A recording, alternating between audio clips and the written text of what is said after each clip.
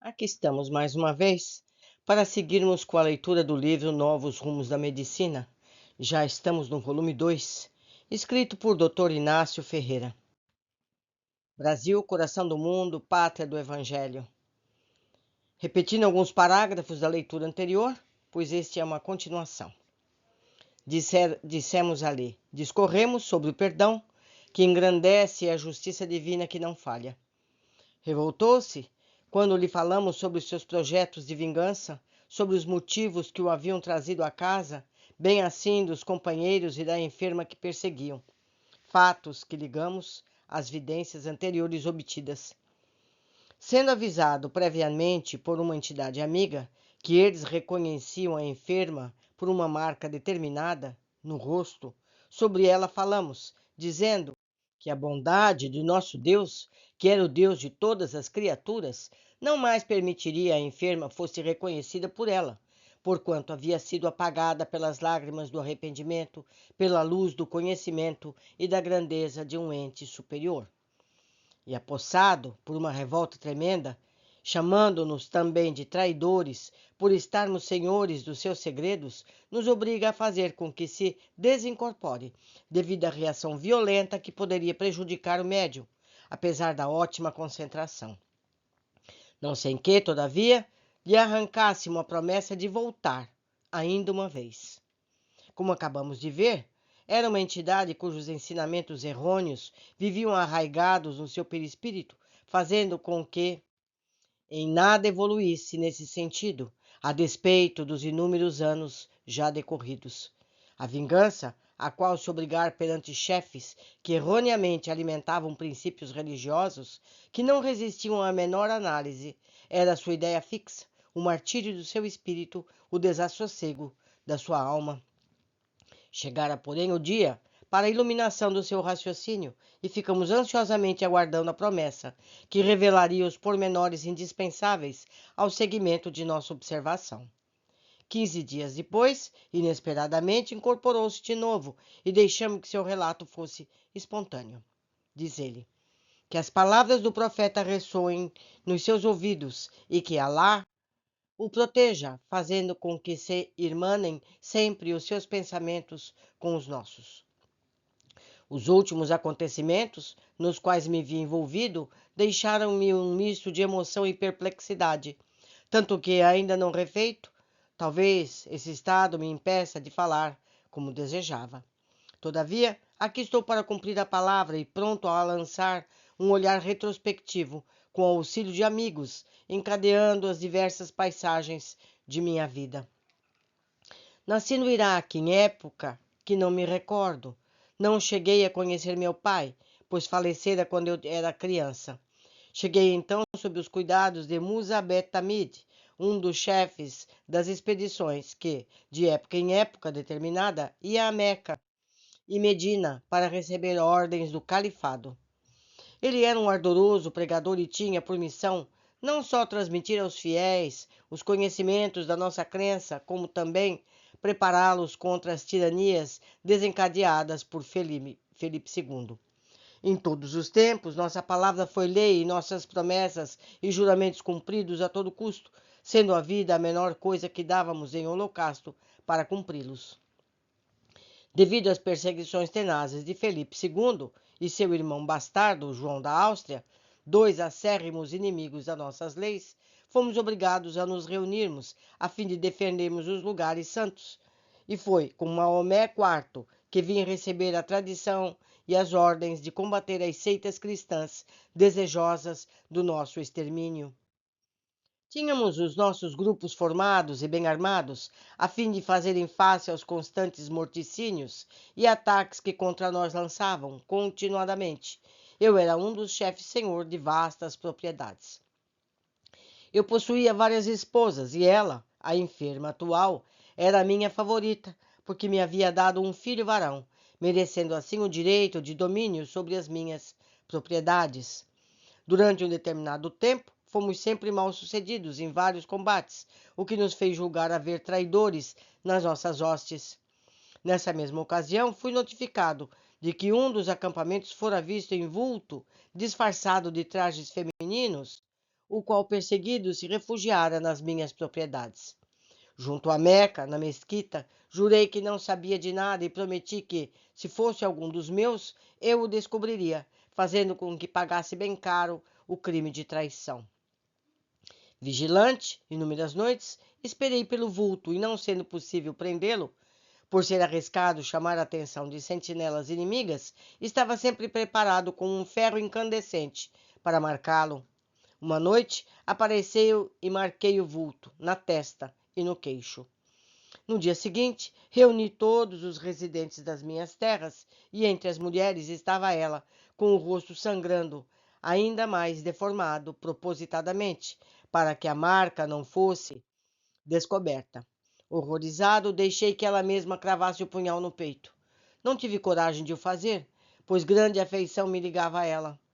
Como, como não levei o punhal ensanguentado como prova aos meus companheiros e demais chefes, fui repudiado e tive que fugir, perdendo as minhas propriedades. Desde então, não mais tive tranquilidade e tenho procurado pela vingança obedecer à exigência daquele a quem devemos fidelidade.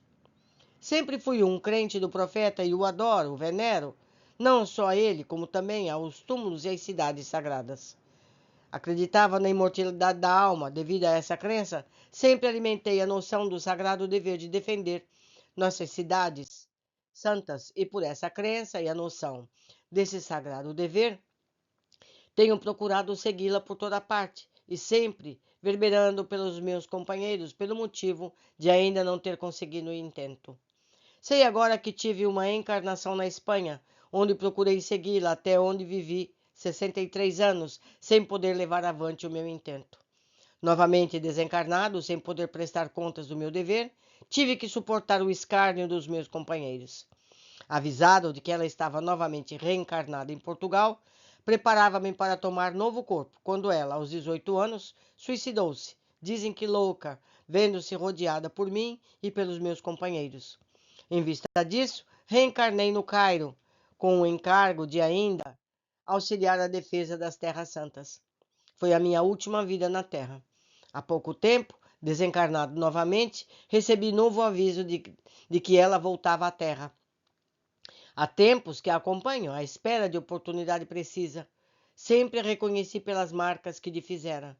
Estou quase a reconhecer um poder supremo, cuja justiça sombreia e anula a justiça dos homens. Vou coordenar os meus pensamentos e refletir para que possa voltar ainda mais senhor de mim mesmo. As fases da história, nesse ponto, não nos eram desconhecidas propriamente, mas tudo ignorávamos a respeito de datas e particularidades, e lá fomos repassá-las de novo. Durante certo tempo, relemos aquelas páginas, acompanhando de perto a vida de Filipe II, o demônio do meio-dia. Por nossos olhos perpassaram os quadros terrificantes daquela época na qual a ambição, a luxúria, a vaidade, hipocrisia e as vilanias eram os abutres negros que pairavam sobre o coração daquelas hienas. Príncipes e reis, sacerdotes e papas, organizados em partidos políticos e guerreiros, viviam em perpétua luta, na qual o pobre povo era saqueado de seus haveres, cerceado da liberdade de consciência, torturado, massacrado e vilipendiado. Época em que as fogueiras não tinham necessidade de lenha, pois a carne humana constituía a melhor essência para o crepitar das lúgubres labaredas. Época em que o despertar da inteligência e da compreensão era abafado nas masmorras subterrâneas, de onde não podia livrar-se para que o eco dos seus ensinamentos não viessem tirar as vendas dos olhos da ignorância. Época em que a noção de honra, pudor, família era abafada pelo tilintar das taças e pelo gargalhar produzido durante as orgias. Época em que a criatura humana ou vivia acuada como besta fera, ou servilmente pronta às retratações, humilhando-se, pedindo perdão pelo receio dos cárceres, das fogueiras e das torturas.